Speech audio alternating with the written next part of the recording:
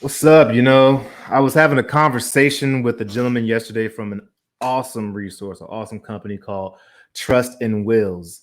He was onboarding me because I'm a partner with them now so that I can share the services that they provide to folks like you and folks like me. I'll be one of their customers. I'm actually spending the weekend to update my will, and they have a very economical and streamlined, efficient service and products there that I can set up my will and parlay it over into a trust so that I can avoid probate. And it's pretty awesome. And as I was speaking to the gentleman, awesome guy, Mike over there, he kept on framing, well, he continued to frame the conversation as if it wasn't I guess, sexy or interesting topic. He said, I know it's not something we want to talk about. I know it's not something that many people really enjoy speaking about. But I actually didn't push back, but I invited him to think about the way he was framing it, because for me, I do recognize that people have anxiety when it comes to talking about death. And some people are very anxious about it and want to avoid it. I do recognize that. However, what I found was the exact opposite. I have found that as I think about my legacy and as I think about my death, which is inevitable, being able to have the tools and resources available to secure my legacy and to protect what I've created and to share that with my family is actually very empowering to me. It's very exciting to me. There actually is a country, I'm going to get it completely twisted, but I believe it's in Bhutan, Bhutan. I was looking up information, and I'm not sure what the factors are, but there's a lot of information out there saying that those are some of the most happy people in the world. And it's because often 2, 3, 4, 5 times a day, they think about their own inevitable death.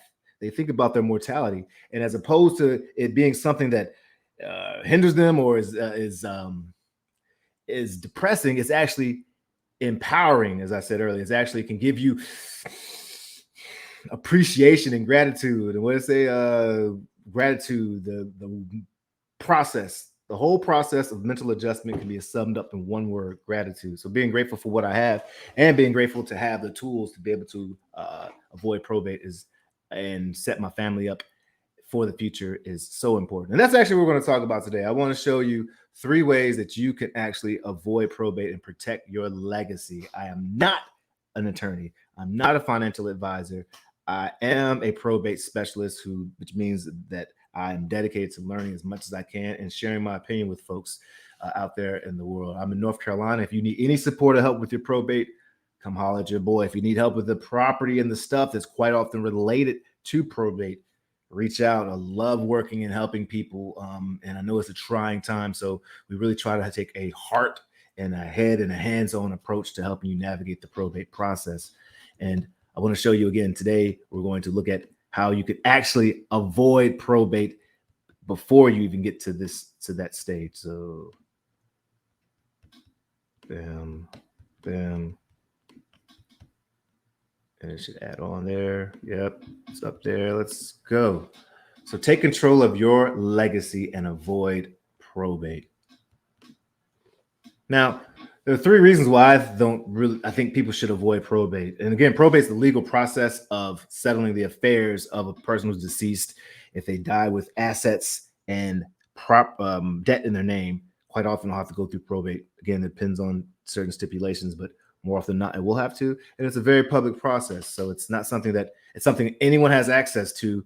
That's because of our laws in the United States. It quite often takes a long time. In North Carolina, it's a minimum of 4 months before you can, distribute inheritance or do other things that you may want to do.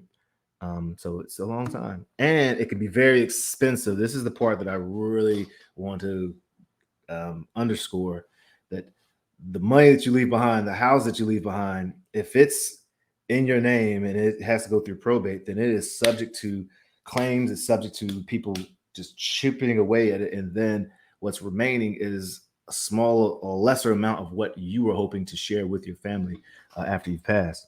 So let's avoid. Let's see. A prime example is the Prince. His estate just recently settled, and it was long and it was expensive and it was very out in the public. So there are examples. You think someone close to his camp would have advised him and shared with him what he could have done to avoid this for his family. However, it did not happen. Let's make sure we're avoiding that. So 3 ways to avoid probate. 1, set up a family estate plan. I'm so excited. I'm actually getting married, folks. Very excited about that. And one of the exciting things, she's very excited about I'm excited about the wedding as well. Not necessarily excited about the planning and already feeling the effects of